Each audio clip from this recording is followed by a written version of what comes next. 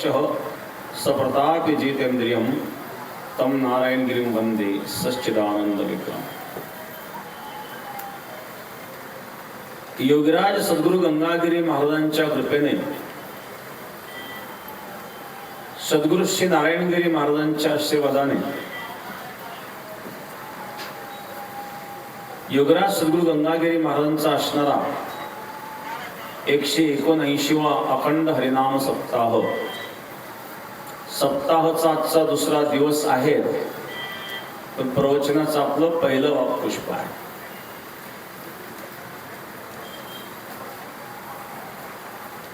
योगीराज सद्गुरु गंगागिरी महाराजांच्याच कृपेने कार्यक्रम करून घेणारे महाराज आहेत, आपण एक निमित्त आहोत। तसं भगवान सांगतात, भ्रामयन सर्व भूतानि यंत्रारूढानि मायया। ज्याप्रमाणे वीज यंत्राला फिरवते त्याप्रमाणे सर्व प्राणी मात्रांना, सर्व भूत मात्रांना मी फिरवतो। ही त्या परमात्म्याचीच कृपा आहे, त्या परमात्म्याच्या कृपेने सगळं घडतं। आणि या ठिकाणी गंगागिरी महाराज सप्ताह सद्गुरु गंगागिरी महाराजांच्या कृपेने घडतो। देवते संत निमित्त त्या प्रतिमा, संत आणि देव यात वेगळेपणा नाहीये। योगीराज सद्गुरु गंगागिरी महाराज आज या सप्ताहाच्या माध्यमातून आपल्यामध्येच आहे। संतांचा मृत्यू होत नसतो, कारण मरणारं शरीर आहे, आत्मा मरत नसतो। नयनम छिंदन्ति शस्त्राणि नयनम दहति पावकाः न चैनं क्लेदेन्त्यापो न शोचयति मारुतः अच्छद्योयं दाह्योयं अक्लेद्यो शोश्च एव च नित्यः सर्वगतस्ताणुर् अचलोयं सनातनः। ज्याला शस्त्र तोडू शकत नाही, अग्नी जाळू शकत नाही, वायू सुटू शकत नाही, पाणी भिजू शकत नाही, जो कधी नष्ट होऊ शकत नाही, जो नित्य आहे, सर्व व्यापक आहे, स्थिर आहे, कुटस्थ आहे, तो आत्मा आहे, अचल आहे, तो सनातन आहे आणि तो कधी नष्ट होत नाही। म्हणून संत हे आत्मस्थितीमध्ये स्थित असतात। तरी आत्मसुखाची या गोडिया विटे जो का सकळ विषया जयाचे ठाई इंद्रिया मानू नाही। आत्मसुखाच्या गोडीमध्ये रंगलेले संत असतात, ते इंद्रियजन्य सुख दुःखामध्ये कधी रमत नाही। जयाचे ठाई इंद्रिया मानू नाही असे संत असतात। संत गंगागिरी महाराजांची आपल्याला कृपा आहे। आज या ठिकाणी व्यासपीठावर अनेक संत महंत उपस्थित आहेत। उपस्थित सर्व संत महंतांना सद्गुरु गंगागिरी महाराज संस्थांच्या वतीने सर्वांनाच या ठिकाणी सद्गुरु गंगागिरी महाराज भक्तगणांच्या वतीने आपल्या सर्वांचा या ठिकाणी सन्मान आहे। सर्वांचं शब्द सुमनाने पूजन या ठिकाणी करून आपण या ठिकाणी कार्यक्रमाला प्रवचनाला प्रारंभ करूया। एतु सर्वाणि कर्माणि मयि सन्न्यस्य मत्पराः अनन्य नैव योगेन माम ध्यायन्त उपासते। भगवान सांगतात, अर्जुन, ज्यांनी संपूर्ण जीवन मला अर्पण केलेलं आहे,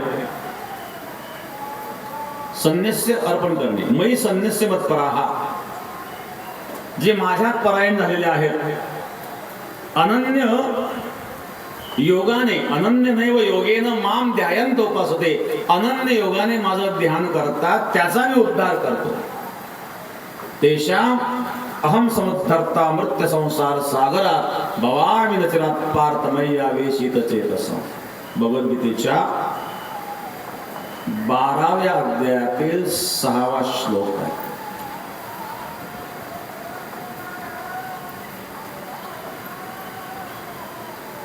गीतेचा 12वा अध्याय म्हणजे भक्तियोग आहे।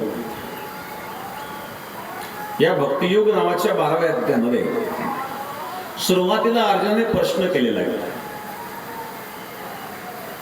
अर्जुन उवाच एवं सततयुक्ताये भक्तास्त्वां पर्युपासते ये चाप्यक्षरमव्यक्तं तेषां ते योगवित्तमाः। एवं सततयुक्ताये भक्तास्त्वां पर्युपासते। तुमची उपासना करणारे जे भक्त आहेत, निरंतर तुमच्या ध्यानामध्ये मग्न राहून तुमची उपासना करतात, परंतु एक आहे सगुण उपासना, एक आहे निर्गुण उपासना। निरंतर तुमचं ध्यान करून तुमचं भजन करणारे सगुण उपासक आणि अक्षरम अव्यक्तम पर्युपासते, अक्षर अविनाशी अव्यक्त असणारं तुमचं निराकार ब्रह्म त्याचं चिंतन करणारे, उपासना करणारे दोन प्रकारचे उपासक जे आहेत, तेषाम योगवित्तमः के, त्या दोन प्रकारच्या उपासकांमध्ये अतिउत्तम योगवित्ता कोण? या ठिकाणी सगुण उपासना आणि निर्गुण उपासना दोन प्रकारच्या उपासना करणारे जे भक्त आहेत, त्यापैकी सगुण उपासक आणि निर्गुण उपासक यापैकी उत्तम भक्त कोण आहे?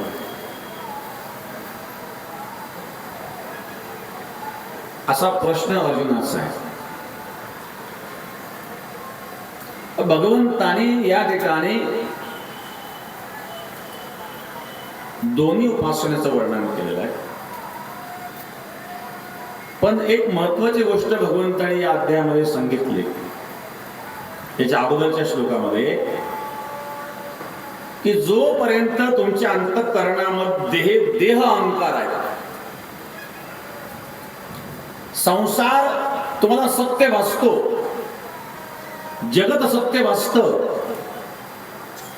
आणि व्यवहार तुम्ही करीत आहात, म्हणजे देह आणि देहासंबंधी अहंता आणि ममता तुमच्या अंतःकरणामध्ये आहे, अशा अवस्थेत जर आपण निर्गुण उपासना केली तर ते निर्गुण उपासना त्याला सफलता प्राप्त करून देत नाही। त्याकरता भगवान सांगतात, क्लेशो जगत रस्तेशा मौव्यक्ता सक्त चेतसाम अव्यक्ता हि गतिर दुःखम देहवद्भीर वाप्यते। अव्यक्त असणार निराकार परब्रह्म, सच्चिदानंद निराकार परब्रह्म, याच्यामध्ये जर तुम्ही चित्त लावित असाल तर क्लेश होतात। कोणाला? जोपर्यंत देहाचा अभिमान आहे तोपर्यंत, आणि देहाभिमानी माणसाला निराकार उपासना करताना क्लेश होतात बरं का। सर्वसाधारण संसारी माणसं बघा, विद्वानाची भाषा त्यांना पडत नाही, ज्ञानाला अज्ञानाची भाषा पडत नाही, आणि अज्ञानाला ज्ञानाची भाषा कळत नाही। माझा गोंधळ आहे वेदांत शास्त्र। तर ज्ञानी काय म्हणतो? ब्रह्म सत्यम जगन मिथ्या जीवो ब्रह्मैव नापरः। हे ब्रह्म सत्य आहे, जगत मिथ्या आहे। मग अज्ञानी मनुष्य विचार करतो जगत मिथ्या आहे, आपण हे पाहतो सगळं मिथ्या आहे का? जन्म झाला, लहानचा मोठा झाला, शिक्षण केलं, ग्रॅज्युएशन केलं, बंगला घेतला, गाडी घेतली, जमीन घेतली, द्राक्षाची बाग लावली, मुलं झाले, नातू झाले, नातू आजोबाच्या मांडीवर खेळतायत, आजोबाच्या मिशा ओढतायत, हे सगळं खोटं आहे का? काय तुमचे साधू संत सांगतो? मला एक कम्युनिस्ट भेटला होता, त्याचं नाव नाही सांगत ना, पण तुमच्या लोकांनी जगत मिथ्या सांगून सांगून लोक आळशी बनवले। मी त्यांना विचारलं, हे आळशी बनले का? जे बांधावरून हातात टिकोर घेऊन धावतात एकमेकावर, हे जगत मिथ्या ऐकूनच हे म्हणले. मी त्यांना प्रश्न विचारला, ठीक आहे, तुमच्या दृष्टीने मिथ्या शब्दाचा अर्थ काय? तुम्ही आता मिथ्या शब्दावर टीका करीत आहात, या मिथ्या शब्दावरून साधू संतांवर टीका करीत आहात. मग मिथ्या म्हणजे काय? त्याने सांगितलं मिथ्या म्हणजे असत्य. मी त्यांना विचारले, हे तुम्हाला कोणी सांगितलं मिथ्या म्हणजे असत्य? मिथ्या शब्दाचा अर्थ असत्य असा होत नाही. मग सत्य होतो का? सत्यही अर्थ होत नाही. मग त्याकरता सत म्हणजे काय, असत म्हणजे काय आणि मिथ्या म्हणजे काय, तिन्ही गोष्टी आपल्याला समजून घ्याव्या लागतील. हा सर्वात महत्वाचा विषय अध्यात्मामध्ये. इथं गैरसमज होता. अनेक चांगले चांगले भक्त, चांगले चांगले परमार्थ करणारे लोक या मिथ्या शब्दाबरोबर, मिथ्या शब्द ऐकल्यानंतर संभ्रमात पडतात की साधू संतांनी जगात मिथ्या का मांडलं. पहिल्यांदा सत आणि असत या दोन व्याख्या आपण समजून घ्या, मग मी तुम्हाला मिथ्या शब्दाचा अर्थ सांगेल. सत म्हणजे काय? तीनही काळामध्ये ज्याचा बाध होत नाही ते सत. भूत, वर्तमान, भविष्य, तीनही काळामध्ये ज्याचा बाध होत नाही ते सत्य आहे. संसार तसा आहे का? संसार निर्माण होण्यापूर्वी होता का? आता दिसतोय. जेव्हा तो नष्ट होणार आहे तेव्हा तो अस्तित्व असणार आहे का त्याचं? म्हणजे भूतकाळात नव्हता, भविष्यकाळात नसेल, आणि वर्तमान काळात जे भासतंय ते सत्याच्या व्याख्येत बसत नाही. बरं का? बघा, वेदांताच्या दृष्टीने जर विचार केला, हा कपडा आहे, एक म्हणला कपडा आहे, वेदांती म्हणलं नाही. मग काय? म्हणजे धागा आहे, धागे धागे मिळून कपडा तयार झाला. तर तुम्ही नाव कपडा दिला, पण त्याच्यामध्ये खरा धागा आहे. म्हणले मग धागा सत्य मला काय हरकत आहे? धागा सत्य नाही, कारण तंतू तंतू एकत्रित करून धागा झालाय. मग सत्य तंतू आहे, मग तंतूला सत्य माना. मग तंतू जर तुम्ही सत्य मांडला तर कपाशीच्या बोंडाच्या अगोदर तंतू होता का? कपाशीला बोंड आलं आणि त्या कापसापासून तो तंतू तयार झाला, मग कपाशीच नव्हती, ते तंतू होता का? मग सत्यात पुस्तक होतं, सत्याच्या व्याख्येत बसतं. म्हणजे सत्याच्या व्याख्येत बसत नाही. म्हणजे असत्य म्हणावं, म्हणजे असत्य म्हणता येत नाही. बरं का? कारण असत्याची व्याख्या काय? ज्याचा अत्यंत अभाव आहे त्याला असत म्हणतात, ज्याची प्रतीती येत नाही. उदाहरणार्थ वंद्यपुत्र, वंद्यपुत्राची प्रतीती येत नाही. कोणी पाहिला का वंद्यपुत्र? वंद्याला पुत्र नसतो आणि पुत्र झाल्यावरती वंद्या राहत नाही. वंद्यापुत्राची जशी प्रतीती येत नाही, त्याप्रमाणे असत्याची प्रतीती येत नाही. मग ज्याची प्रतीती येत नाही ते असत.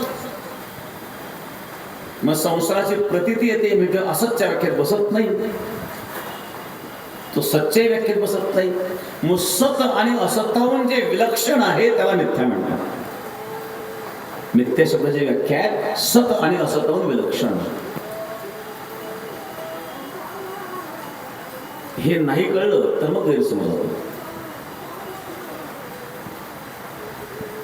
आणि म्हणून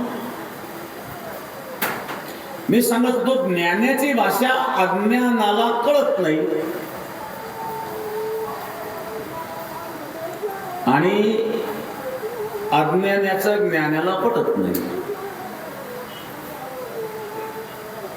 म्हणून काही काही महात्मे मौन धारण करतात. तर बोलून काय उपयोग आहे? बोलावं त्यांना भाषाच कळत नाही.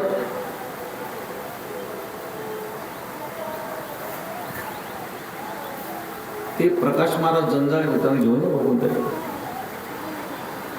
चौधरी महाराज आणि प्रकाश महाराज जंजाळ इकडून येताना पाहिलं मी ते. आपण स्टेजवर या महाराज, घेऊन या.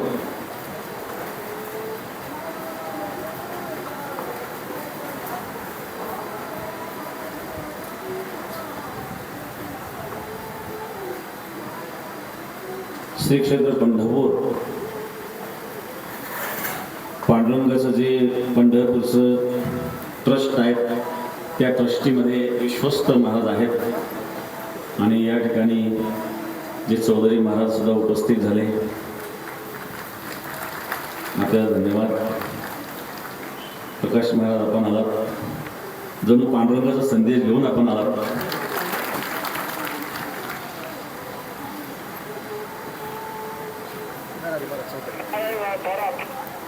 जे अरविंदबाई नरहरी महाराज चौधरी आणि प्रकाश महाराज जंजाळ महाराजांचं, प्रकाश महाराजांचे वारकरी संप्रदायात मोठं कार्य आहे आणि परखड वक्ता म्हणून प्रसिद्ध आहेत. ज्या वेळेला मी या ठिकाणी सांगेल महाराज आले म्हणून, नाशिकच्या सप्ताहामध्ये, पंचाळच्या सप्ताहामध्ये ज्या वेळेला आपलं वक्तव्य व्हायरल झालं आणि जो विरोध सुरू झाला त्यावेळेला पहिला समर्थनाचा व्हिडिओ कोणाचा असेल तर तो प्रकाश महाराजांचा. त्यातून त्यांनी परखड मत व्यक्त केलं होतं. धर्माकरता आजही एक परखड व्यक्तिमत्व म्हणून महाराज कार्य करतात. आज आपल्या सप्ताहामध्ये आपण भेट दिली त्याबद्दल धन्यवाद आपल्याला. एतु सर्वाणि कर्माणि मयि सन्न्यस्य मत्परः अनन्य दैव योगेन मां ध्यायन्तो उपासते. भगवद्गीतेच्या 12व्या अध्यायातील 6 श्लोक आहे. 5व्या श्लोकामध्ये भगवान सांगतायत क्लेशोधिक तरस्तेषाम अव्यक्तासक्त चेतसाम अव्यक्ता हि गतिर् दुःखम देहवद्भिर्वाप्यते. देह अहंकार जोपर्यंत आहे तोपर्यंत निर्गुण उपासना क्लेश नाही आहे. उपासना कोणती श्रेष्ठ कोणती कनिष्ठ हे महत्वाचे नाहीये, पण सगळ्यांकरता सगळं नसतं. जोपर्यंत मला जगत सत्य वाटतं, जोपर्यंत संसार सत्य वाटतो, जोपर्यंत व्यवहार सत्य वाटतो, अशा अवस्थेत जर तुम्ही निर्गुण उपासना कराल तर त्यात क्लेश आहे. आणि मग अशा व्यक्ती करता सगुण उपासना सांगतात.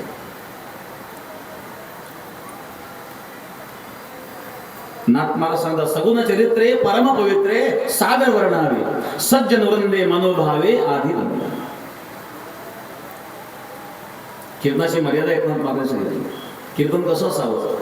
भक्ती ज्ञान विरहित गोष्टी इतर न कराव्या. भक्ती ज्ञानाच्या विरहित कुठलीही चर्चा कीर्तनात नसावी. आता अलीकडच्या काळामध्ये तर तुम्ही बघा काय परिस्थिती आहे. काही कीर्तनकार असे आहे की त्यांनी तमासगीर व्हायला पाहिजे होतं, ते चुकून कीर्तन करायचं. ते दुर्दैव आहेत महाराज. ही कीर्तन परंपरा ही साधारण परंपरा नाहीये. या जीवाला भवबंधनातून मुक्ती देणारी ही परंपरा आहे.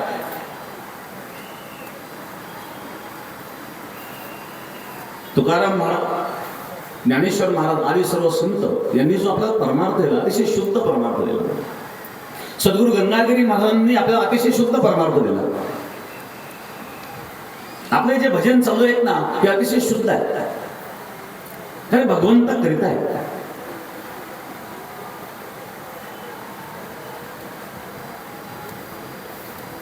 आपले टाळकरी दिवसा 3 तास, रात्री 3 तास, 6 तास उभं राहून भजन करतात.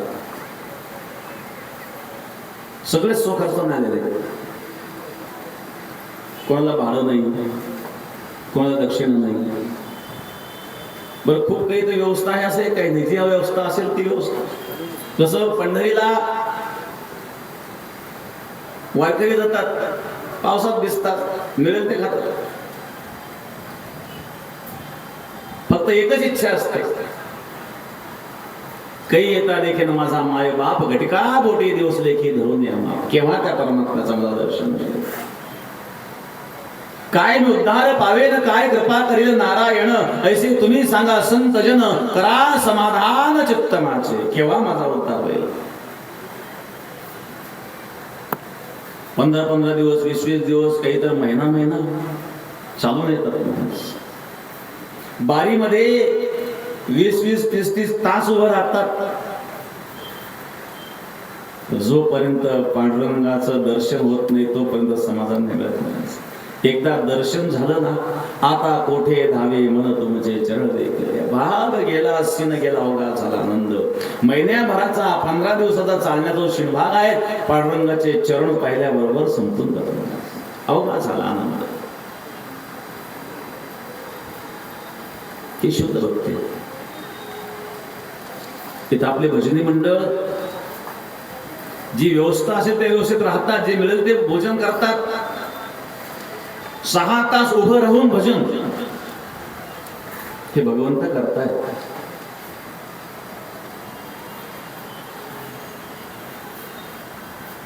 जगाकरता करून काय करणार? त्या गोपी भगवंता करता रडल्या, त्यांच्या रडण्याचं गीत झालं. जो भगवंता करता रडतो त्याचं रडणं देखील गीत होतं. जगाकरता किती रडा, काय नाही जगत. तुम्ही समाजाकरता भजन केलं, काय मिळेल? स्तुती करते लोक, वा वा काय सुंदर गाता हो तुम्ही. याच्या पलीकडे दक्षिणा देतील, सेवा करतील, सेवा करतील, दक्षिणा देतील, स्तुती करतील. यामध्ये काय लाभ होणार आहे? सद्गुरू गंगागिरी महाराजांचं पुणतामेला कीर्तन होतं. आषाढ एकादशी, आषाढ एकादशीची वारी पुणतांब्याची गंगागिरी महाराजांनी सुरू केलेली आहे. तशी पुणतांब्याची चांगदेव महाराजांची वारी ही शिवरात्रीची असते. परंतु गंगागिरी महाराजांनी जी परंपरा सुरू केली की आषाढी वारी झाल्याच्या नंतर आपला हा श्रावणमध्ये सप्ताह असतो आणि हा सप्ताह गंगागिरी महाराज आषाढ एकादशीला पुणतांब्याला जाहीर करीत असत आणि आजही ती आपली परंपरा चालू आहे. आता सप्ताहाचं स्वरूप मोठं झालंय, 5-5, 6-6, 7-7 महिने आधी तयारी करावी लागते, तो भाग वेगळा आहे. परंतु सप्ताहाचं नारळ हे आपण आजही पुणतांब्याच्या आषाढ एकादशीला देत असतो, कारण ती परंपरा गंगागिरी महाराजांनी सुरू केलेली आहे. आणि पुणतांब्याला जी यात्रा भरते ती यात्रा गंगागिरी महाराजांनी सुरू केली. गंगागिरी महाराजांचं एकादशीचं कीर्तन. आता यात्रा म्हटल्यानंतर यात्रेमध्ये सर्वच प्रकारचे लोक असतात. यात्रेमध्ये तमाशाचे फळे असतात. पुणतांब्याला तमाशाचा फळे होता आणि तिथं तुकाराम बाबा खेडलेकरांबद्दल सांगितलं.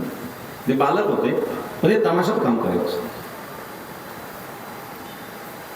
गंगागिरी महाराजांच्या दर्शनाला आले. गंगागिरी महाराजांनी सांगितलं, तुकाराम तुला आज कीर्तनात चाल म्हणायची नाही. मला असं कळलं आवाज फार चांगला आहे. मला महाराज हे कीर्तन नेहमी करत नाही, मी तमाशात काम करतो. मला ते कीर्तनात चालणं येतही नाही, माझ्या अभंगही पाठ नाही. महाराजांनी सांगितले, मी ज्या अभंगावर कीर्तन करणार त्या अभंगाचे 2 कळवे लिहून घे, कीर्तनापर्यंत गोप त्याला 5 चालतोच म्हणायचं. आणि गंगागिरी महाराजांच्या कीर्तनामध्ये त्यांनी चाल म्हटल्यानंतर महाराज म्हणले, तुकाराम किती सुंदर आवाज भगवंतांकडे दिला. ह्या आवाजाचा उपयोग जर तू भगवंताच्या भजनाकरता केला तर जो कल्याण होईल.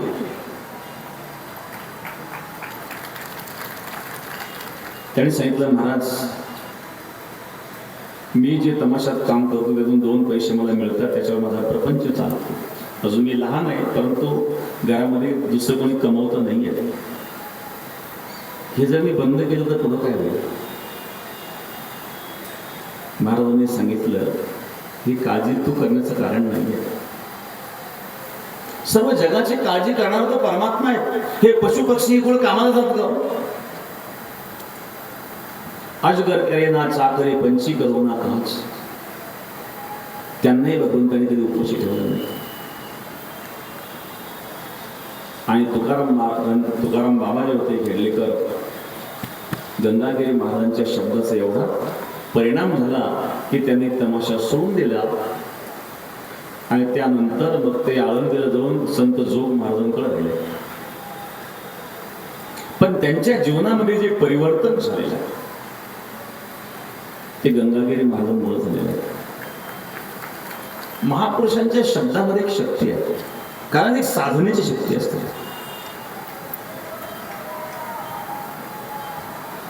सद्गुरू गंगागिरी महाराजांची एक साधना एकांतात गोदावरीच्या उदरात, कारण बेट म्हणजे गोदावरीच्या उदरात आहे, चारही बाजूला गोदावरी आहे. त्यावेळेला गोदावरी 12ही महिने वाहत असे. त्यावेळी धरण नसायचे, इलेक्ट्रॉनिक या मोटरी वगैरे नव्हत्या, त्यामुळे पाण्याचं असं काही एवढं नुकसान नव्हतं. 12 महिने नदी व्हायची. आतमध्ये कोणाला येता येत नव्हतं. आणि एकांत म्हणून सद्गुरू गंगागिरी महाराजांनी बेटामध्ये साधना केली. गंगागिरी महाराज योगी होते. गुरुवर्य मामासाहेब दांडेकर यांनी जे जोग महाराजांचं चरित्र लिहिलेलं आहे, त्या जोग महाराजांच्या चरित्रामध्ये आणि उल्लेख केलेला आहे की जोग महाराज 2 महापुरुषांना आदर्श मानायचे. जोग महाराजांच्या बैठक रूम मध्ये 2 फोटो होते. एक होता गंगागिरी महाराजांचा आणि एक होता एक शिलनाथ महाराज. शिलनाथ महाराजांची समाधी इंदोरला आहे, तिथे आम्ही जाऊन आलेलो आहे. इंदोरला शिलनाथ महाराजांची समाधी आहे. त्या शिलनाथ महाराजांचा फोटो आणि गंगागिरी महाराजांचा फोटो, हे 2 फोटो जोग महाराजांच्या बैठक रूम मध्ये होते. या 2 महापुरुषांना जोग महाराज आदर्श बनायचे. एकदा गुरुवर्य नारायणगिरी महाराजांच्या मुखातून हा विषय महाराजांनी सांगितला होता. महाराजांनी शिलनाथ महाराजांचं नाव नाही सांगितलं, पण महाराजांनी हे सांगितलं होतं की ते महात्मा असे होते की धुनी समोर असायची, त्या धुनीचा विस्तव त्यांच्या मांडीवर पडला, ते ध्यानस्थ होते. शिलनाथ महाराज ते ध्यानस्थ होते आणि एक त्या धुनीमध्ये असणारा विस्तव त्यांच्या मांडीवर ओळाला, खैराचा विस्तव. आणि तो खैराचा विस्तव फार तीव्र असतो. मांडी म्हणजे हाडापर्यंत ते जळले माणूस, तरी सुद्धा ते देव बनवला नाही. अशा समाधी अवस्थेत शिलनाथ महाराज, त्यांना एक आदर्श म्हणायचे जोग महाराज आणि गंगागिरी महाराज. तर अशा प्रकारे या महापुरुषांनी आपला शुद्ध परमार्थ दिला.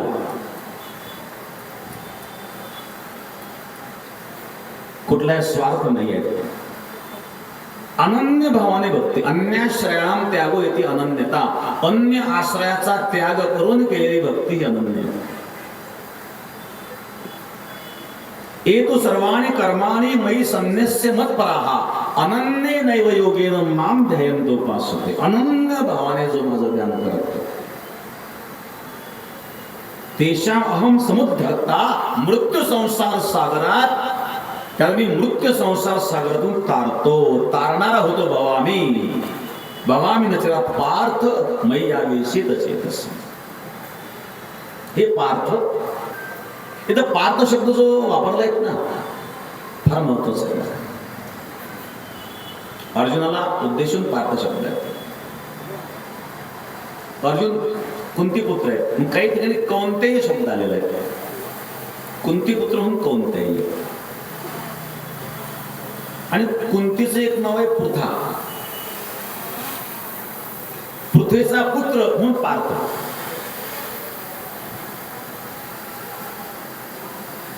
यातला आध्यात्मिक अर्थ असा आहे, पार्थ शब्दाचा पह परमेश्वर अर्थ प्रयोजनम यस्य स पार्थ. आचार्याची व्याख्या करतात, पह परमेश्वर, प म्हणजे परमेश्वर, अर्थ म्हणजे प्रयोजन. पह परमेश्वर अर्थ प्रयोजनम यस्य स पार्थ. परमेश्वर ज्याचं प्रयोजन आहे त्याला पार्थ म्हणतात. हा उपदेश भगवान पार्थाला देत आहेत. त्याकरता आपलं पार्थ व्हावं लागेल. ज्याचं प्रयोजन परमेश्वर आहे त्याला उपदेश आहे. भलत्याला उपदेश करून काय उपयोग आहे हो? आता तुम्ही स्वतंत्र इथं सप्ताहामध्ये आलेला, कीर्तन प्रवचन ऐकण्याकरिता आलेला आहात आणि त्या भावनेने आलेल्या आहात म्हणून तुम्ही एकाग्रतेने श्रवण करीत आहात. एक मनुष्य मुंबईला सर्व्हिसला होता. दीपोळीच्या सुट्ट्या, मोजक्या सुट्ट्या, रिझर्वेशन केलेलं होतं. गर्दी फार, पत्नी बरोबर, मुलगा बरोबर, सामान बरोबर, बसला गर्दी, रेल्वे स्टेशन पर्यंत पोहोचता येईना, डोक्याला हात लावून बसला. लवकर जर स्टेशन पर्यंत पोहोचलो नाही, रेल्वे जर निघून गेली, रिझर्वेशन परत मिळणार नाही, सुट्ट्या मोजक्या आहे, अशा टेन्शन मध्ये बसला. तेवढ्यात एक मनुष्य आला. म्हणजे हो तुम्हाला एक सांगू का? नाही काय? भगवान कृष्ण परमात्मा अर्जुनाला गीतेत काय सांगतात तुम्हाला सांगू का? तो म्हणला भगवान मला गीतेत काय सांगतात हे नको सांगू, मला गाडी किंवा वेळ सांग. त्याची ऐकण्याचीच मानसिकता नाहीये. म्हणजे त्याची ऐकण्याची मानसिकता नाहीये तर काय तत्वज्ञान सांगू नको. मग भगवंतानी या ठिकाणी पार्थ शब्द जो वापरला,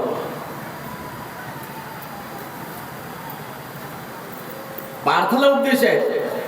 पह परमेश्वर अर्थ प्रयोजनम यस्य स पार्थ.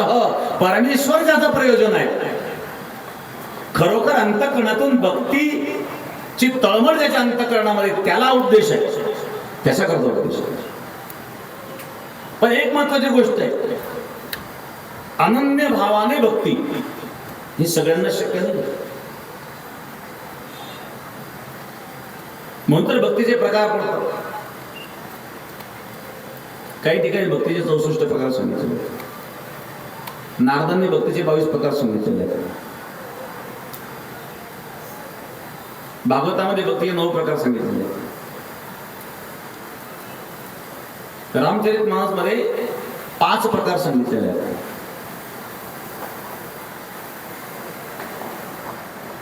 मंत्र जाप मम दृढ विश्वासा पंचम भक्ती वेद प्रकाश. गीतेमध्ये भगवंताने 4 प्रकार सांगितले. चतुर्विधा भजन्ते माम जना सुकृतनोर्जुन आर्ध जिज्ञासुरार्थार्थी ज्ञानीच भरतर्षभ. भक्तीचे प्रकार का पडले? का प्रत्येकाचे भाव भिन्न आहेत.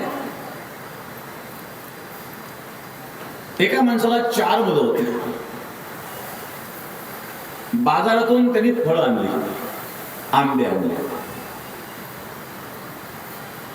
एका मुलाने पाहिलं, पळतच आला, लागला मागायला, मला आंबा पाहिजे, मला आंबा पाहिजे. दिला बाबा त्याला आंबा.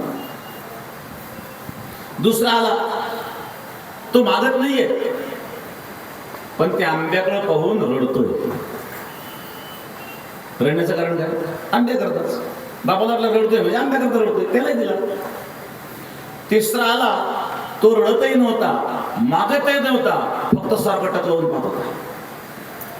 दटक लावून का पाहतो? आंब्या करताच. चौथा होता, तो खेळत होता. बापाने सांगितलं, अरे तिघांना आम्ही फळं दिली, आंबा दिला, तू पण घेऊन जा. तो इतका दंग झाला, त्याला आंब्याशी काही गळ नव्हतं. बाप त्याच्या जवळ गेला आणि जवळ जाऊन त्याच्या हातात आंबा दिला. हातात घेतला नाही, बाबाकडे पाहिलंही नाही.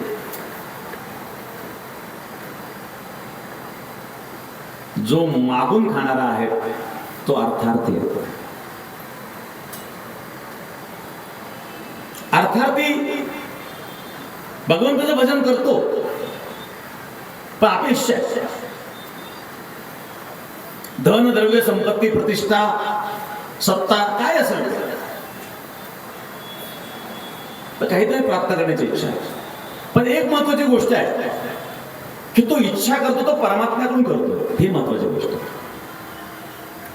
ठीक आहे, स्वार्थ का असेल त्याचा, पण तो स्वार्थ साधतोय कोणाकडून? परमात्म्याकडून. म्हणून ते सुद्धा भक्तीच, पण ती अनन्य भक्ती ठरत नाही. ध्रुव होता, ध्रुव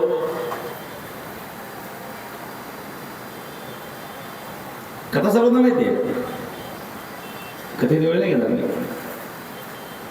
ध्रुवाला त्याच्या वडिलांनी मांडीवरून ढकलून दिलं. का ढकलून दिलं? ध्रुवाचे पिता उत्तानपाद. उत्तानपादाला 2 पत्न्या होत्या, सुरुची आणि सुनीती. सुनीतीपासून जो झाला तो ध्रुव आहे, सुरुची पासून झाला तो उत्तम. उत्तम आणि ध्रुव हे 2 पुत्र होते. उत्तानपाद राजाच्या मांडीवर उत्तम बसलेला पाहिल्यानंतर ध्रुवाला वाटलं दुसऱ्या मांडीवर आपण बसावं.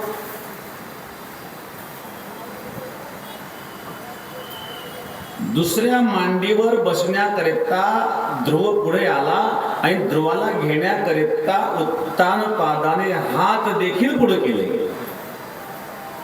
पण तेवढ्यात त्या ठिकाणी सुरुची आली. सुरुची म्हणली, ध्रुव तुला त्या मांडीवर बसता येणार नाही.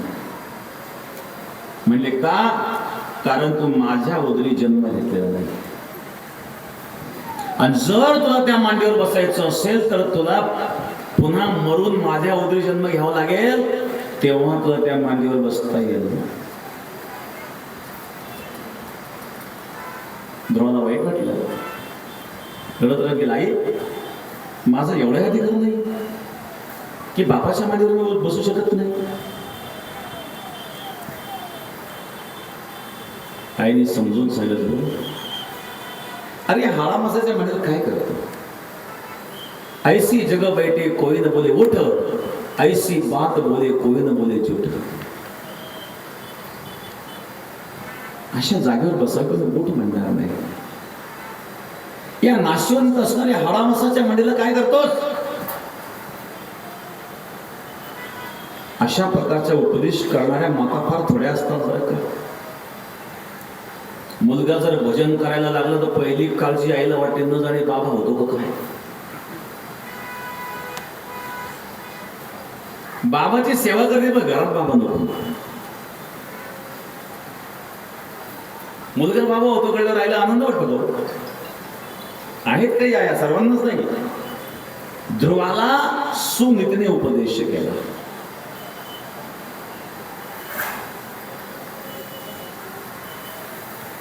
आणि ध्रुव वनामध्ये गेला. नारदांची भेट झाली. नारदांनी परीक्षा पाहिली, ए बाळ कोण आहे तू? तुझं नाव काय? म्हणजे ध्रुव. कशा करता आला? तपस्या करण्याकरता. अरे तपस्या कळते का तुला? तपस्या कशाला म्हणतात? मोठे मोठे तपस्वी ते सफल झाले नाही, तुला काय तपस्या करणार आहे? घरी जा. वाघ सिंह जर आला तुझा नाश्ता करून देईल. नाश्त्याला पोरायचं नाही का वाघाला? तुला माहिती आहे का जंगलामध्ये कसं राहायचं? घरी जा म्हणतो. दुराणीचं आपण कोण? मला घरी जा म्हणणार. मी नारद आहे.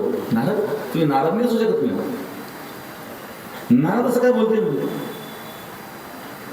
त्यांनी आल्याबरोबर नारदांना प्रणाम केला. नारदांनी पाहिलं, परीक्षा पाहत होत नारदाची, खरंच याच्यामध्ये योग्यता आहे का? तो घरी का आलेला नाही म्हणतो. त्या ध्रुवाने सांगितलं, ज्या घरामध्ये माझा अपमान होतो त्या घरात मी राहणार नाही. नारदांच्या लक्षात आलं काहीतरी घडलेलं आहे. नेमकं काय घडलं? तेव्हा नारदांनी जो उपदेश केला तो एक श्लोक फार महत्वाचा आहे. नारदाने 3 गोष्टी सांगितल्या. दोघं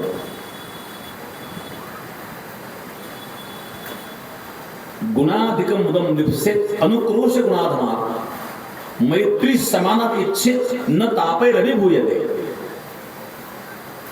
एखादी व्यक्ती गुणाने जर आपल्यामध्ये अधिक असेल, आपल्यापेक्षा अधिक असेल, तर आपण त्या व्यक्तीला वंदन करावं आणि ते गुण आत्मसात करण्याचा प्रयत्न करावा. अनुक्रोश गुणाधमात आपल्यापेक्षा गुणाने अधम असेल, कमी असेल तर त्याच्यावर दया करावी. आणि गुणाने समान असेल तर मैत्री समानाविच्छेद न तापयते होते. समान असेल तर मैत्री करावी. या 3 गोष्टी नारदाने ध्रुवाला सांगितल्या. ध्रुवाने तपस्या केल्या तर सर्वांना कथा माहिती आहे. मी हा दृष्टांत कशा करता सांगत होतो. ध्रुवाने तपस्या केली, साधना केली, प्रत्यक्ष भगवंताचं दर्शनही झालं. पण ध्रुव चरित्र जर आपण वाचलं तर एक प्रसंग असा येतो. ध्रुव आल्यानंतर ध्रुवाच्या पिताजींना पश्चातापही झाला. ध्रुवाच्या स्वाधी राज्य केलं. ध्रुवाचा भाऊ जो होता उत्तम यक्षांच्या युद्धात मारला गेला आणि ध्रुवाने अनेक यक्षांचा संहार केला. तेव्हा सनत कुमारांनी त्याला उपदेश केला, तुम्ही चूक करतोय.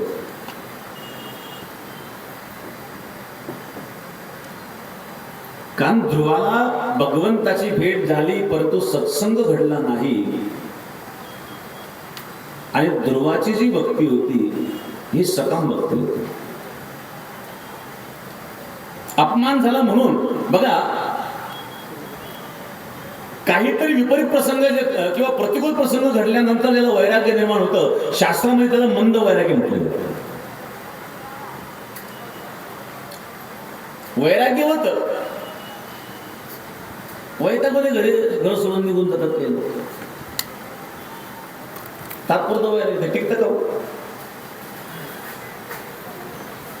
एकदा एक मनुष्य आलं भेटत गुरुरे महाराजांच्या काळात, संत नारायण महाराजांच्या काळात.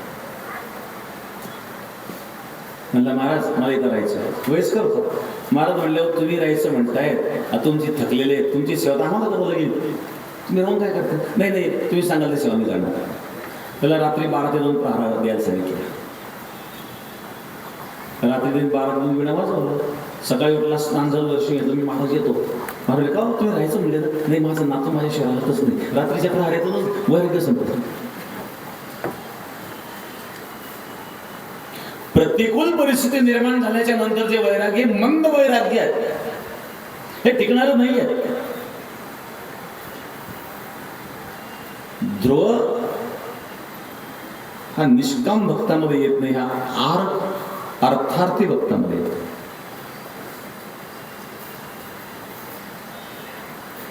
ध्रुवासारख्याला सुद्धा अनन्य भक्ती नाही करता आली.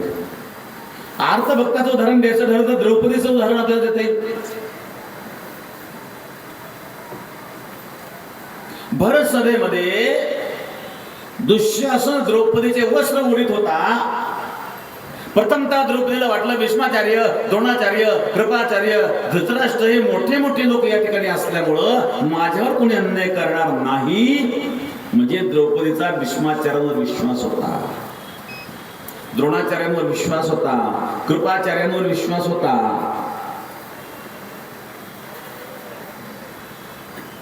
पण भीष्माचार्य, द्रोणाचार्य, कृपाचार्य, धृतराष्ट्र सर्व खाली मान घालून बसलेले होते. द्रौपदीची आशा तुटायला लागली.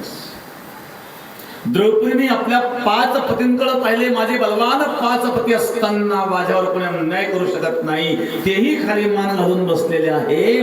तेव्हा द्रौपदीला वाटलं मी स्वतः माझं रक्षण करू शकते. पण द्रौपदीची स्वतःची शक्ती सुद्धा कमी पडली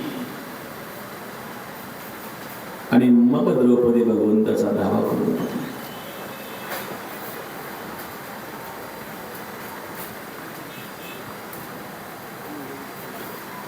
लाज रखो तुम मेरी प्रभु जी, लाज रखो तुम मेरी, लाज रखो तुम मेरी प्रभु जी, लाज रखो तुम मेरी. मैं गरीब तुम करुणा सागर, दृष्ट करत बलजोरी प्रभु जी,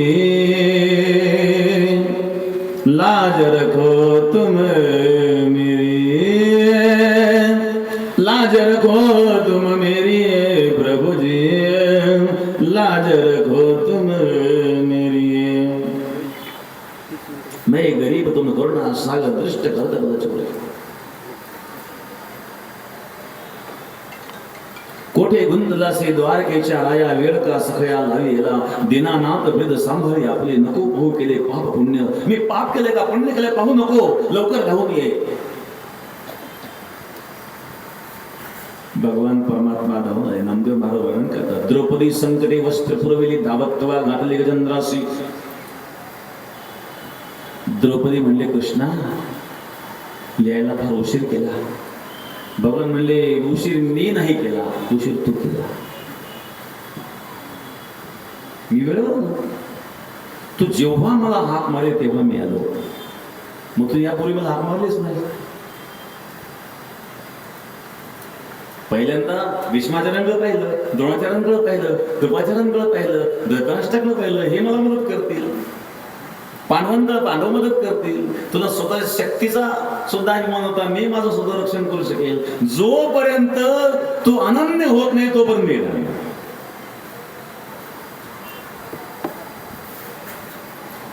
आता कोणाचाही आधार राहिला नाही, म्हणून द्रौपदीने भगवंताचा धावा केला। भगवान आले, भगवान म्हणले मी वेळेत आलो, तुम्हाला हात वेळेत मारली नाही, हा दोष तुझा आहे, माझा नाही।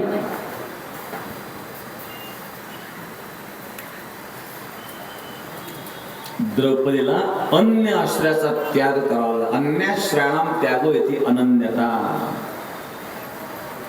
अनन्य नैव योगेन माम ध्यायन्त उपासते, एतु सर्वाणि कर्माणि मयि सन्न्यस्य मत्पराः।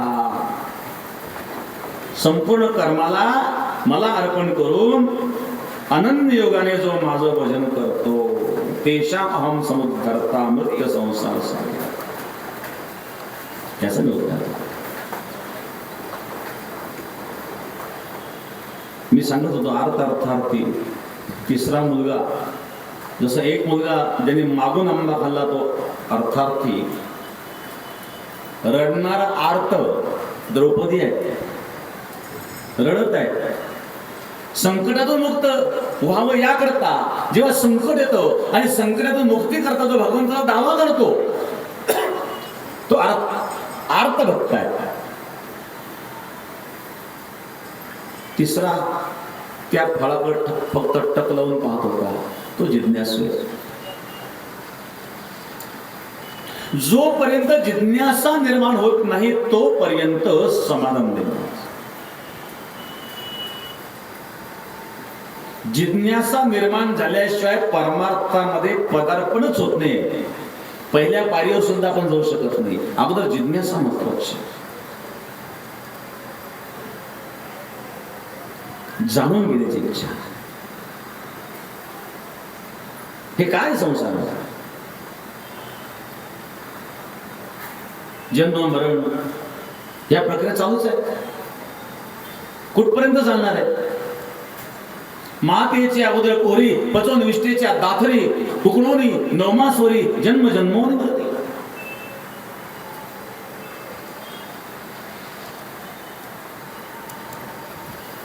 आणि म्हणून यापासून वेगळा काही असा मार्ग नाही का या दुःखापासून मुक्ती प्राप्त करण्याचा? हे जिज्ञासा अंतःकरणामध्ये अनन्य भाव त्याकरता निर्माण व्हावा। म्हणून या ठिकाणी भगवान परमात्मा अर्जुनाच्या या श्लोकामध्ये सांगतोय, एतु सर्वाणि कर्माणि मयि सन्न्यस्य मत्पराः अनन्य नैव योगेन। ही भक्ती आहे, अनन्य भावाने जे काही कर्म करत असेल ते भक्ती आहे। पण या ठिकाणी निर्गुण उपासनेची क्लिष्टता सांगितली, क्लेशोधिक तरस्तेशा। निर्गुण उपासना जोपर्यंत देहंकार आहे तोपर्यंत घडत नाही। मग आता भक्ती मार्ग किती सोपा आहे? पशु पक्ष्यांना सुद्धा भक्ती करता येते। जटायू भक्ती करू शकतो, गजेंद्र भक्ती करू शकतो, झाडू मारतानाही भक्ती करू शकतो। इथं कोणी वाढण्याचं काम करतो, ती भक्ती आहे. कोणी पत्राळा उचलण्याचं काम करतो, ती भक्ती आहे. सगळे भजन करू शकत नाही. भजनी मंडळ त्या ठिकाणी भजन करीत आहे, ते भक्ती करीत आहे. पण जो आलेल्या भक्तांना भोजन घालतोय किंवा आलेल्या भक्तांची भोजनाची व्यवस्था करण्याकरता ज्या मातेने भाकरी तयार केल्या, ते भाकरी थापणारी माता सुद्धा भाकरी थापता थापता भक्ती करीत आहे.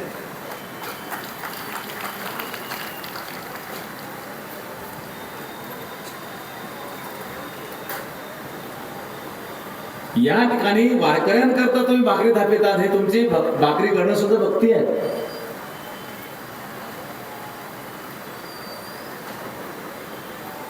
आणि म्हणून ज्ञान मार्गापेक्षा भक्ती मार्गाचं श्रेष्ठत्व जे सर्व संतांनी सांगितलं, त्याचं कारण आहे सॉक्रेटिस नावाचे एक तत्वज्ञ, सॉक्रेटिस, सुकरात त्यांचं नाव, वेदांती होते. एक मानवामध्ये सॉक्रेटिस, सुकरात, आणि एक सिद्ध महात्मा. एकदा त्याच्या शिष्यांनी त्यांनी सांगितलं, विनंती केली शिष्यांनी, महाराज आपलं एवढं ज्ञान समाजापर्यंत पोहोचावं म्हणून आपण एखादा ग्रंथ लिहावा म्हणून. शिष्यांनी आग्रह केला. ग्रंथ लिहून काय उपयोग आहे, माझा ग्रंथ याला कोणा कळणारच नाही.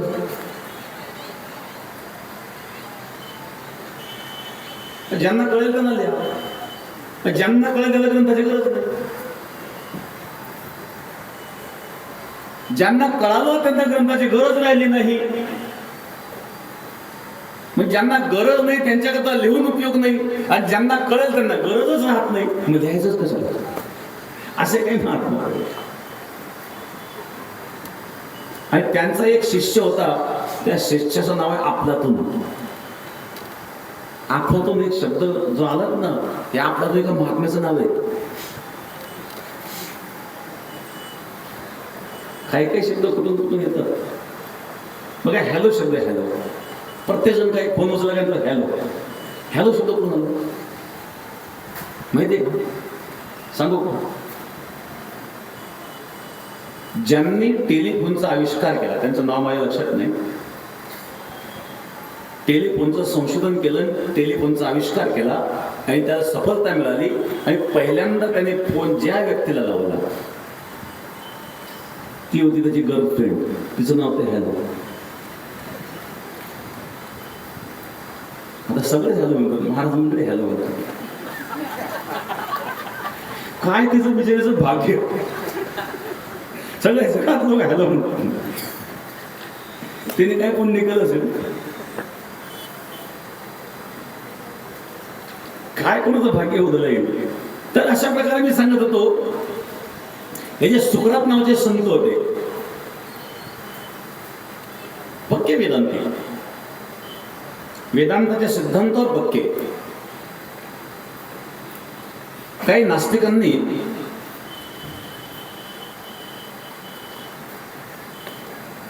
त्यांच्याकडे येऊन एक प्रश्न विचारला, तुम्ही वेदांती आहात? म्हणजे हो. वेदाचा सिद्धांत काय? त्याचं ब्रह्म सत्यम जगत मिथ्या जीव ब्रह्म बनापर, हे सर्व ग्रंथाचे सार आहे. जगत मिथ्या म्हणजे हो. जगतातला प्रत्येक पदार्थ मिथ्या म्हणजे हो. एका पेल्यामध्ये विष आणलं, हे मिथ्या आहे, मग पिऊन पहा. जर जगत मिथ्या आहे, जगतातला प्रत्येक पदार्थ मिथ्या आहे, म्हणजे विषय मिथ्या आहे, प्यायला काय अर्थ आहे?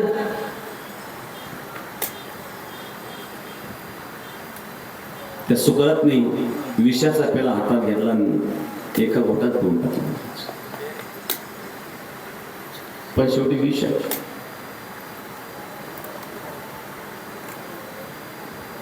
हळूहळू त्या विषाचा परिणाम ते विष शरीरामध्ये पसरलं, रक्तात पसरलं, शरीराला वेदना व्हायला लागल्या, उलट्या व्हायला लागल्या, आणि सुकरातचा मृत्यू झाला.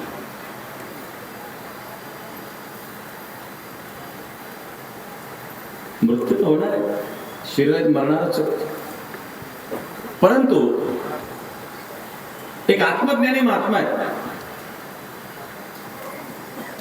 ब्रह्मस्थितीमध्ये, त्यांना मृत्यू दुःख नसतं.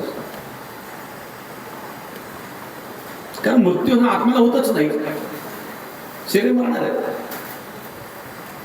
पण हे जरी सत्य असलं तरी तो त्यांच्यासमोर तो मृत्यू झाला ना. पण तेच विष मीराबाईला काही करू शकत नव्हतं. मीराबाईला सुद्धा विष दिलं ना. विष का प्याला राणाजीने भेजा, पेबत पेबत मीरा हासी. मीराबाईने हसत हसत विष प्राशन केलं, पण ते विष मीराबाईला काही करू शकलं नाही. हा ज्ञानी आणि भक्त दोघांचा फरक आहे.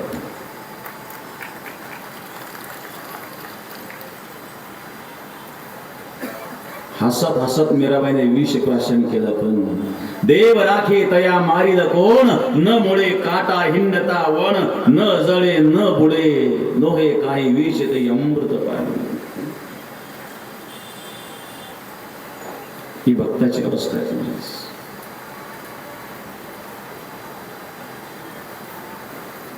संसार विष आहे. कर्मयती बाई नावाची एक भक्त होती, राजस्थानची, ब्राह्मणाची मुलगी होती, आणि त्याचा बाप राजपुरोहित होता, राजाचा पुरोहित बाप. तर ती मुलगी इतकी भक्तीत तल्लीन होती की रात्रंदिवस भगवंताच्या चिंतनामध्ये, भजनामध्ये असायची, कुठेही नाचायची.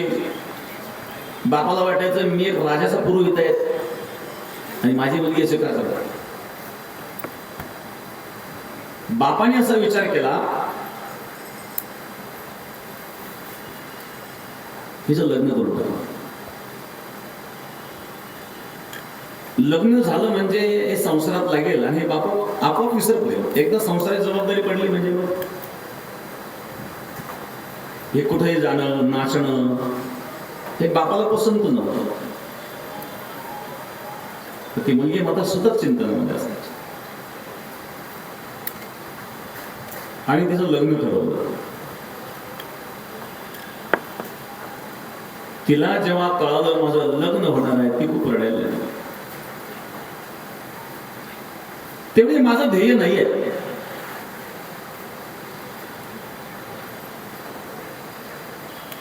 बापान लग्न तर ठरवलंय, झोप नाही आली तिला.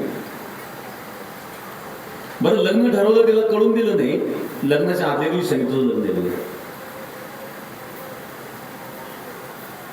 रात्री उठली ती, उद्या लग्न होणार आहे, लग्न मला करायचं नाही. सगळे झोपले आणि ती पडून गेली. आता राजस्थानमध्ये वाळवंट झाला, ते काही झाड झुडपं नाही आहे. सकाळी पाहिलं मुलगी नाही आहे. आज लग्न नवरीच नाही. लग्न कोणाशी करायचं. शोधाशोध सुरू झाली. आता बाप राजाचा पुरोहित होता, त्यामुळं सगळी यंत्रणा सुरू झाली. काही घोडेस्वार पाठवले, जिथे कुठं असेल त्या मुलीला घेऊन या. आणि काही घोडेस्वार येताना त्यांनी पाहिले. शेवटी ते रात्रभर पळून पळून किती पळणार, चालून चालून किती चालणार, पायी किती चालवणार. वाळवंट लपायला कोणाला जागा नाही. ते लांबून ते घोडे पाहिले, त्याच्या लक्षात आलं की हे मला आता घेऊन जाणार आहे. लपायला कोणाला जागा नाहीये, यांच्यापासून तर लपायचं. अस्वस्थ झाले क्षणभर, काय करावं काही सुचत नव्हतं. तिथे एक मेलेला उंट पडलेला होता. वाळवंटामध्ये उंट जास्त असतात. एक उंट मरून पडलेला होता आणि त्या उंटाच्या पोटातले सगळे आतडे कुत्र्यांनी उडून खाल्लेले होते. आणि त्या उंटाच्या, मेलेल्या उंटाच्या पोटाची पोकळ जागा होती ना, तिच्या घुसली ती लपायला. मेलेल्या उंटाच्या पोटात. आता मेलेल्या प्राण्याचा किती दुर्गंध आहे तुम्हाला. एखाद्या ठिकाणी प्राणी मेलेला असेल, तिथून जर आपण चालायला लागलो, काही अंतरावर 1-1 किलोमीटर पर्यंत त्याचा दुर्गंध येत असतो.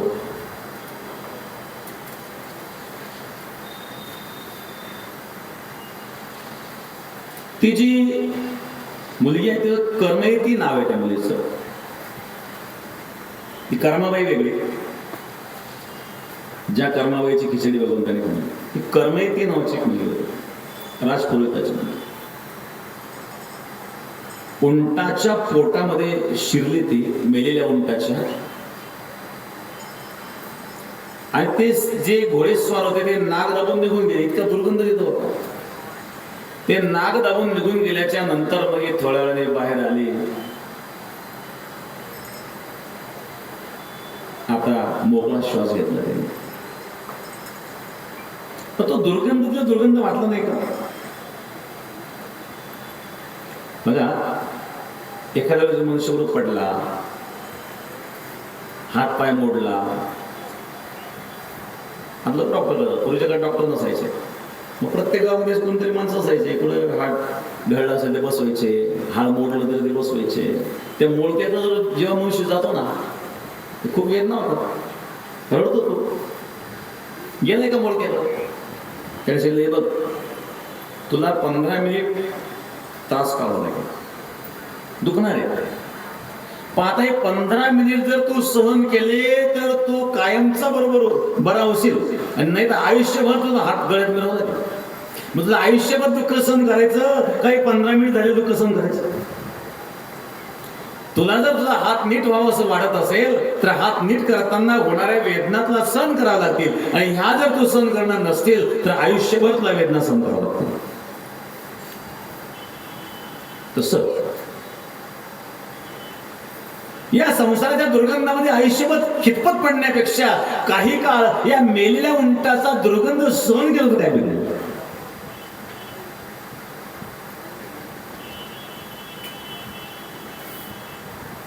हा दुर्गंध जर आपण आज सहन केला नाही तर आयुष्य आपला दुर्गंध जाणार आहे. उंटाच्या पोटामध्ये शिरून आणि शेवटी तिने घराचा त्याग केला आणि भगवंताच्या भक्ती करता वृंदावनला जाऊन त्या ठिकाणी भक्ती केली.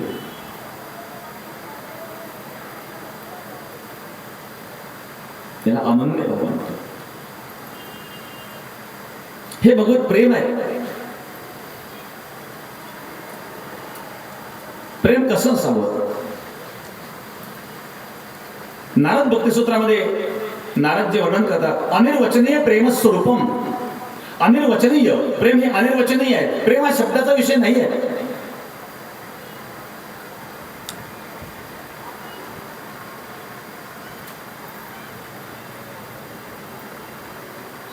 गुणरहितम, कामनारहितम, प्रतीक्षणं वर्धमानम, सूक्ष्मतरम, अविच्छिन्नम, अनुभव रूपम. प्रेमाची 6 लक्षणं सांगितली नारद भक्तिसूत्रामध्ये. मला वाटतं 54 नंबरचं सूत्र आहे नारद भक्तिसूत्रामध्ये. 54वे सूत्र आहे, त्याच्यामध्ये प्रेमाची ही 6 लक्षणं सांगितली. पहिलं गुणरहित. मग प्रेम गुणरहित कसं असावं? कारण भक्तीचे सुद्धा 3 प्रकार गीतेमध्ये भगवंताने सांगितलेले आहेत. सात्विक, राजसिक, तामसिक. यजन्ते सात्विका देवान यक्ष रक्षंश राजसः प्रेतान बुद्धिनश्चन यजन्ते तामसा जनः. ऊर्ध्वं गच्छन्ति सत्त्वस्ता मध्ये तिष्ठन्ति राजसः जघन्यं वृत्तिस्ता अधो गच्छन्ति तामसः. मग भक्तीतही 3 गुण सांगितले भगवंताने. मग नारद भक्तिसूत्रामध्ये नारदजी गुणरहित भक्तीला का म्हणतात? तर भक्तीचे जे 6 गुण आहेत ना, या 6 गुणाचं चिंतन आपण उद्या करू. कारण आता वेळ किती वाजले? आता 2:45 वाजून गेलेले आहेत. पुढे पण कार्यक्रम आहेत. ऊन तापतायत, आपण उन्हात बसलेले आहात. कधी कधी पाऊसही येतो. ही ऊन, पाऊस, शीतोष्ण सुखेषु समसंग विवर्जित आहे. ही जी अवस्था आहेत ना, या शास्त्रामध्ये तितिक्षा अवस्था म्हणतात. ही तितिक्षा अवस्था हे सद्गुरु गंगागिरी महाराजांच्या भजनाची ताकद आहे. इथं राजकीय कार्यक्रम असतात तर शिवाय देतच निघून गेले असते. तुम्ही इथं का बसले? प्रेम आहेत म्हणून बसतो. उन्हात बसलेले आहेत. पाऊस असला तरी पावसात आपण बसतो. तर अशा प्रकारे हा आपला निष्ठेचा परमार्थ सद्गुरु गंगागिरी महाराजांनी जो आजपर्यंत आपल्याकडून परमार्थ करून घेतला ही एक भाग्याची गोष्ट आहे की गंगागिरी महाराजांच्या नंतर हरिगिरी महाराज, नाथगिरी महाराज, सोमेश्वरगिरी महाराज, गुरु नारायणगिरी महाराज एवढे सर्व महात्मे, या सर्व महात्म्यांची ताकद आहे ही, या सर्व महात्म्यांची साधनेची शक्ती आहे. आणि म्हणून ती शक्ती आपल्याला लाभदायी ठरते आणि म्हणून आपण हा परमार्थ, शुद्ध परमार्थ या ठिकाणी करू शकतो. आजचं असणारे वाक्पुष्प सद्गुरु गंगागिरी महाराजांच्या चरणी समर्पित करण्याच्या आधी एक सूचना आहे. या ठिकाणी कृषी प्रदर्शनही चालू केलेलं आहे आपण. आणि दुसरी एक महत्वाची सूचना आहे बघा.